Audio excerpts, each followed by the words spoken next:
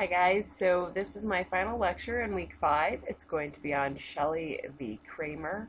Um, Prior to this, Shelley v. Kramer, and even after it becomes still an issue to desegregate, it was a fairly common practice in real estate to have racial covenants, and doing away with these was really important to desegregating um, neighborhoods.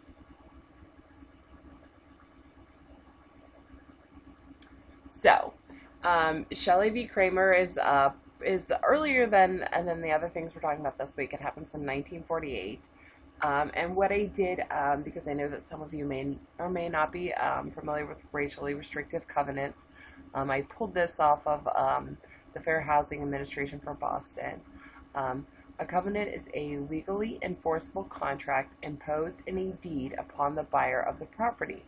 Owners who violate the terms of a covenant risk forfeiting the property. Most covenants run with the land and are legally enforceable on future buyers of the property. So just let me say that basically means that when you buy my house, this is a covenant is a legally enforceable agreement, which basically says I can state something you can or cannot do with the property even once it's no longer mine because it stays with the property. Racially restrictive covenants refer to contractual agreements that prohibit the purchase, lease, or occupation of a piece of property by a particular group of people, usually African Americans. Racially restrictive covenants were not only mutual agreements between property owners and a neighborhood not to sell to certain people, but were also agreements enforced through the cooperation of real estate boards and neighborhood associations. Racially restrictive covenants became common after 1926 after the Supreme Court decision Corrigan v. Buckley, which validated their use. So that's just a little background on racial restrictive covenants, just to give you an idea of what they were and how they limited housing for African Americans. So that piece from the Fair Housing Administration mentions Corrigan v. Buckley, which was 1926, and what happened is the Supreme Court actually declined to hear the case, stating that constitutional amendments were applicable only to state rather than individual action. So it was a case contesting a racially restrictive covenant, and basically the court said that they did not hear cases where individuals stopped other individuals, only states, that there was no substantial constitutional or statutory question giving the court jurisdiction of the appeal, and that it thus could not determine the covenant was void and discriminatory. So basically they're kind of like backing off and saying we can't rule on it, but because they were unwilling to rule on them, that in effect made them very legal. Shelley family purchased a home in St. Louis, Missouri in 1945.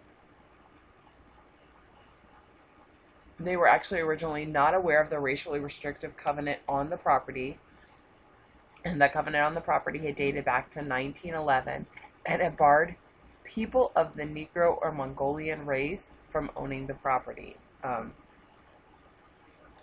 So Kramer, who was a neighbor, sued to block the Shelley family from taking possession of the property and moving into the neighborhood.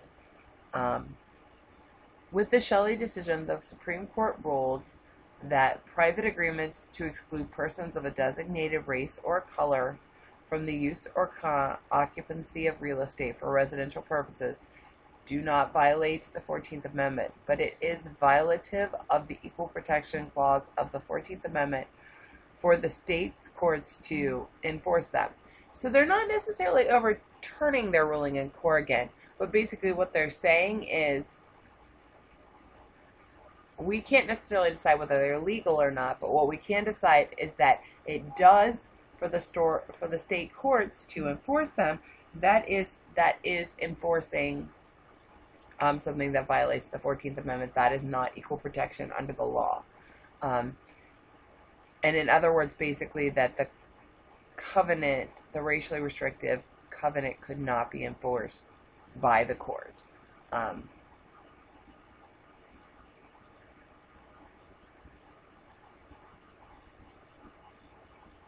So I know this is a really short lecture, but Shelley versus Kramer didn't really fit into either one of my other lectures, and I did want to go over it because it's really important. It starts to the desegregation of neighborhoods. After World War II, there was a lot of building in suburbs, and something we don't get to talk a lot about is that the GI Bill supported soldiers coming home, building homes, and kind of jump-starting the economy and finding these suburban places to live. And that became an important part of the American dream after World War II. But what these racially restricted covenants did was basically keep African Americans out of suburban areas and suburban communities. And that meant that even soldiers, African American soldiers, were coming home after World War II and being denied their civil rights and their ability to live where they wanted to live and to kind of profit from what they had done in the war. They had gone and fought for their country just like anyone else, and they deserved to be able to take full advantage of the GI Bill. So, we talked about World War II last week, and I can't emphasize enough how much of an influence it has on the civil rights movement. The GI Bill provides money for homes and college educations, both of which come to the forefront in this fight for desegregation, because a lot of African Americans are saying, okay, we fought for our country too. Now we deserve to be able to benefit from these things that other people can benefit from. So it's really important. And these racially restrictive covenants are it's important to understand that the government will not be enforcing a law that basically goes against a group of their citizens. So this is my reference slide this week for the Shelley versus Kramer. For any of you who are interested in, like I said, I pulled the discussion and the definition of racially restrictive covenants from the Fair Housing Center of Greater Boston. They have a lot of great information out there about this topic, so check them out. Thanks, guys. You have a great week.